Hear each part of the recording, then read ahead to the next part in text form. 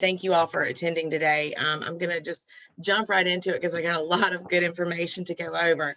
I wanted to start first with some of the numbers that Visit and See has reported from 2020. And obviously these numbers are down for tourism and hospitality because we've had some challenges over the last year with the COVID. But in North Carolina, visitor spending did drop 32% in 2020. However, we did surpass Pennsylvania in terms of rankings by state. So we're ranked number 5 out of the United States for visitor spending. So that's positive with a negative, but it did break a 10-year spending record here in our state by domestic and international visitors. And we've been significantly hit by international visitors. We get a lot of visitors into our visitor center that are from various countries throughout the world. So we, seeing those numbers go down has been difficult, and we know those will continue to increase with vaccinations and countries starting to open up. Also, we did have not a bad year in North Carolina, even with that downward because of COVID. Visitors spent around $20 billion in the state in 2020, which is still a great number to have, even with closings and staffing and all types of issues that came about.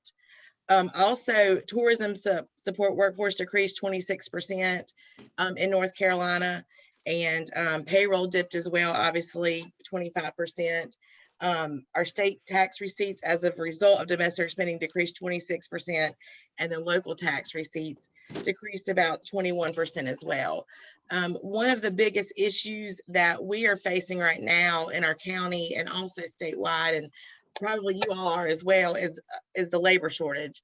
And that's heavily impacting our industry, our bottom lines, occupancy taxes, basically everything in the industry. We're doing a lot more with a lot less employees. I feel like we've lost a lot of those employees to other industries during COVID. We had to let a lot of people off in our industry, and those people have gone into other types of industries and businesses. So that's been hard to lure them back into our industry as jobs reopen. Also, we have, more people are working from home. Childcare is high, and people can stay home and work. They're going to do it right now. But definitely the labor shortage has been an issue. And I know Todd Tucker and Randy and I've heard that quite a bit in the last several weeks.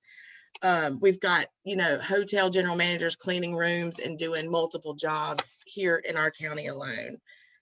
We do have the USA Travel Association announced yesterday that the Hospitality and Commerce Job Recovery Act would provide temporary tax incentives to help restore business travel, among other provisions. And we've got 100 co-sponsors on that in the House and the Senate.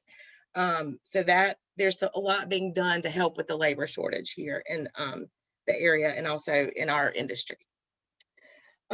With those provisions, we'll see. I'll keep you guys updated on how that fares well and goes, but I think there's a really good chance in that happening.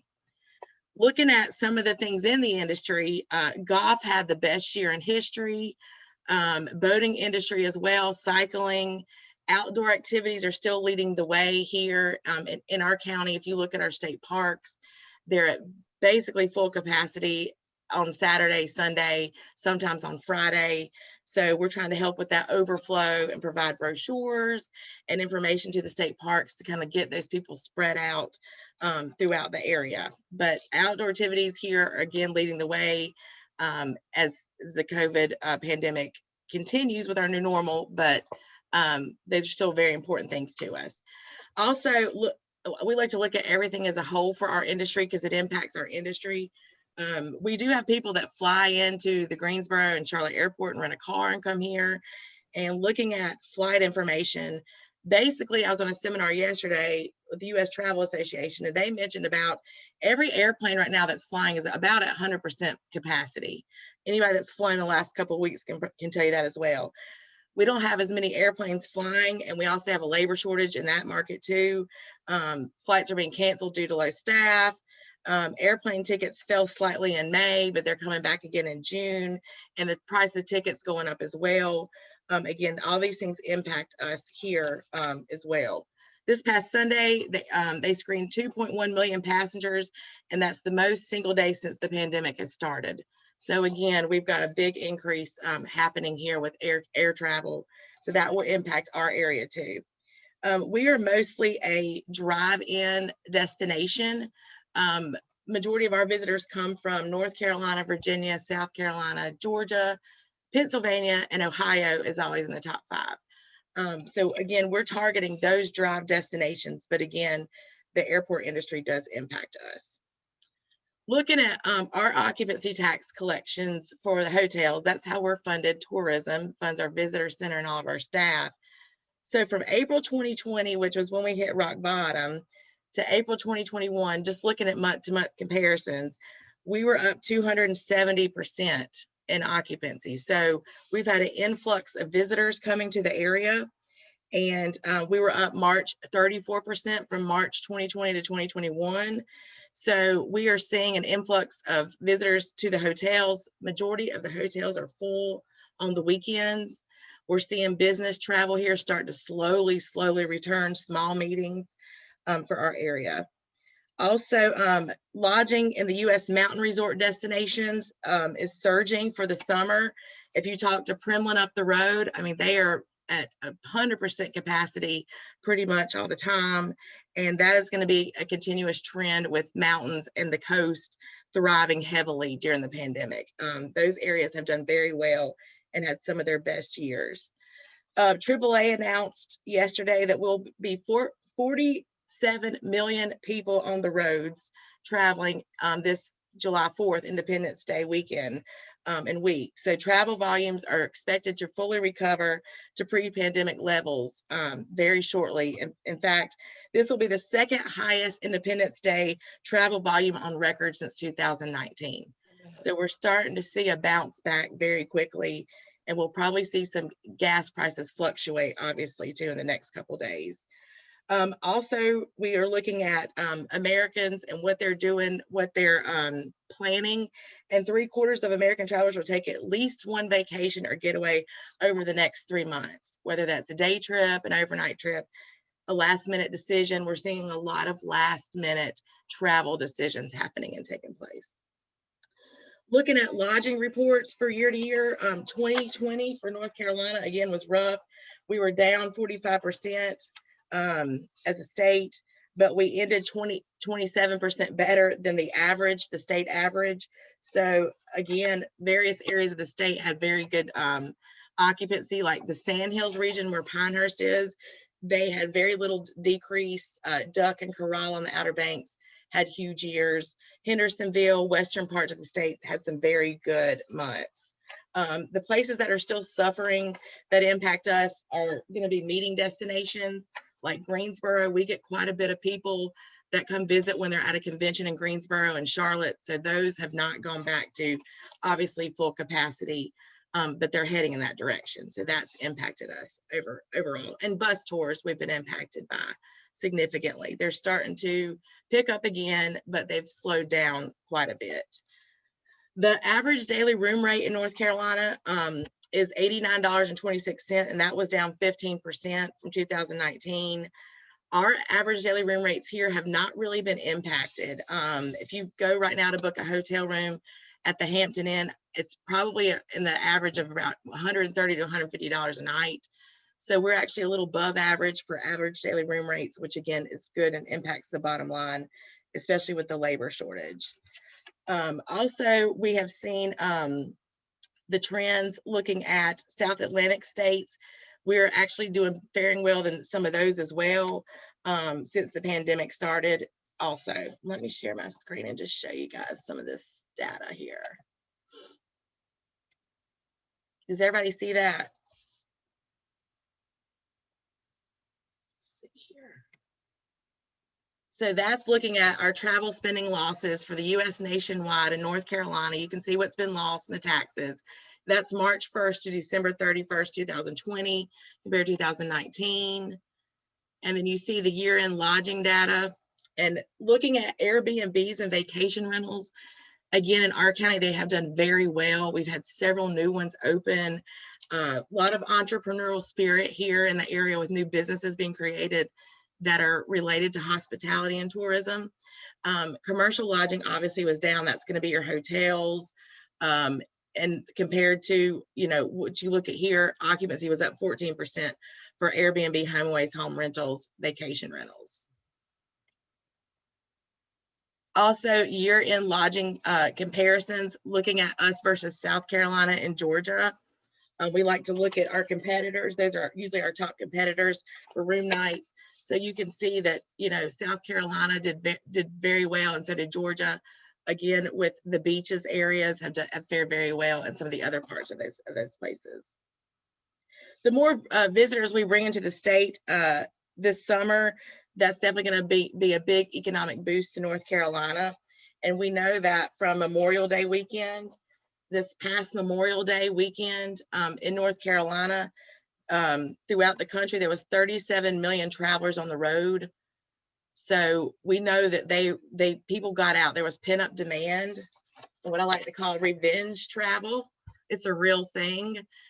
People are ready to get out now that they've been vaccinated and see their family members and travel. That was a 60% increase Memorial Day over 2020. So traveler confidence continues to grow with ease of pandemic restrictions as well. 3/4 of Americans, again, as I said, trying to take a leisure trip in the next 3 months. And you will see, this is some of the information that people reported while they were out for Memorial Day about restaurants not being full, crowds, COVID safety standards. Again, I feel like the consumer is getting very nitpicky now on every single thing. I've seen that from some of our vacation rentals here about everything. So it's going to be hard to please the consumer, especially with the labor shortage. So that is something, again, that's going to be hard for our industry. Leisure travel is set to recover back to its levels by 2022 and business by 2024. And we're seeing some statistics like that with Las Vegas. There's 10 new hotels going up in Las Vegas right now, and their convention center is back to basically large meetings. They just had the World of Concrete conference there in the last couple of weeks that brought thousands of people. Nearly 1/4 of Americans took a trip during the Memorial Day weekend. Many of them did report negative experiences. I don't know if any of you have been on a vacation recently, but people did report poor service in restaurants, not enough staff, restaurants that were not open, attractions that were not fully open, travel prices being high. Again, the biggest one we're hearing is the poor service in the state. And again, that is due to the labor shortage that we have going on here. And I know that Visit NC is really working with NC Commerce to try to help with some of those issues with the labor shortage, as well as U.S. Travel Association. And I'm happy to share with you all any slides that I've showed today to go over if anybody needs that information. This summer is going to be great for us. 2021 continues to be positive. Expected number of leisure trips has increased to 3 trips on average per family. Small towns, rural destinations are most likely those destinations, which is where we are. So we're excited about these great numbers that we're seeing come out. People are less concerned now about contracting the virus. That has gone down, along with people's concerns of impact on personal finances and the national economy. So that hit record lows this week with people's perception of their finances are in better shape now than they were a year ago. This is an interesting one too. Majority of American travelers are ready to travel in general, but somewhat are fewer to attend large events and festivals. However, if it's an outdoor event, they're very attractive to those events. 71% more attractive than an indoor activity. So that's going to be, as you see new events happening here, this weekend is the Pilot Mountain Pig Out, and that's going to be great for our area. We had a cruise in last weekend here that was huge. So several of the wineries are doing weekly events. So I think those events will continue to get larger as well. We have about 45% of Americans say they will unlikely attend a conference or convention until the pandemic is end, but 42 do report that they would be happy to attend one by this year. And I know in my business, I've got several this year that have come online, mostly starting in September and October. Also, the national parks have been impacted, as we mentioned, the Blue Ridge Parkway earlier. In 2020, we had 28.6 billion benefit to the nation's economy because of our national parks. And with the Blue Ridge Parkway being right here in our backyard and the most visited national park out of all of them in the country, we're lucky to have that also send us lots of visitors to the area. Also, these national parks impact the gateway communities, which we're a gateway community to the parkway.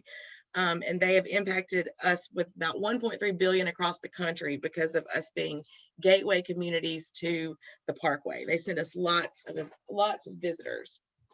So going forward, and I'll wrap it on up, our current efforts include still targeting the leisure and drive markets, working with Visit and See on anything that they do, whether it's co-op marketing, media relations. We're still hosting media writers here. We're still hosting travel writers, influencers. We've had a lot of them in the last several months. With us still being in a drive market and within 5 hours of half the US population, as I mentioned in the one I did last year, we're in a good position to basically fully bounce back before the other places are meant to bounce back. Since the pandemic, we've had 5 wineries open in the area. We've had a trolley company open. So as I mentioned, lots of entrepreneurs here. We would love to have any of your brochures in the visitor center if you haven't already brought us some, as we are basically the sales and shows room to the community. We market everything in the community for people that come in, whether they ask about relocation and retirement, whether they ask about businesses or visiting. So we're partnering with the chamber to do that. Film and commercials have actually picked up quite a bit in our area. We've got scouting here now, several films, one for Netflix specifically, and commercials. So if anybody has anything that's unique, please send me a picture of that, whether it's a unique house, unique stairs in a house, something that would be marketable. We can add that to the database for the Film Commission. This week has been a very busy week for us. We are reopened now in the visitor center back to our normal hours.